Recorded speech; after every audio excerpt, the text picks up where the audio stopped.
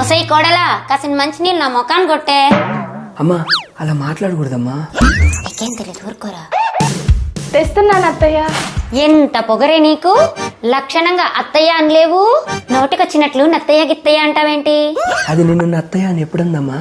నిన్న అత్తయ్య అని మిమ్మల్ని ఎప్పుడన్నాను అత్తయ్య? మీకు రోజు రోజుకి చాగస్యం మరీ ఎక్కువైపోతుంది. అవునమ్మా, నీకు రోజు రోజుకి చాదస్తం ఎక్కువైపోతుంది. అయ్యో నన్ను నత్తయ్య ఉందిరో. అబద్ధాలు ఆడకత్తయ్య. ఇప్పుడేమన్నావే కత్తయ్య అనలేదు? అయ్యో అలా అనలేదమ్మా. ఊరుకోరా, నోరులేనిదవా. అవును, నోరు లేదు, నోట్లో నాలుక లేదు. మీరు సంకలో వేసుకుని ఊరంతా తిప్పుతూ తినిపించండి.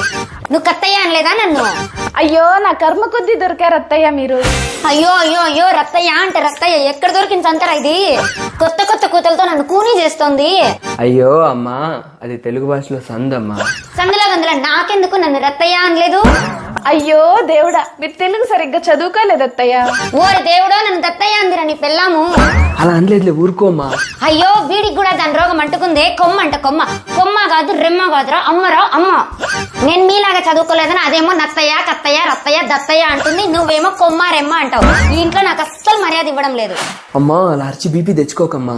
మీరు అనుకున్నవన్నీ ఉకార సంధి వలన ఏర్పడిన పదాలు అత్తయ్య. ఉకార సంధి లేదు, ఊరగాయ కారం లేదు. మర్యాదగా అత్త అనేలాగుంటే నాతో మాట్లాడండి, లేదంటే మానేయండి.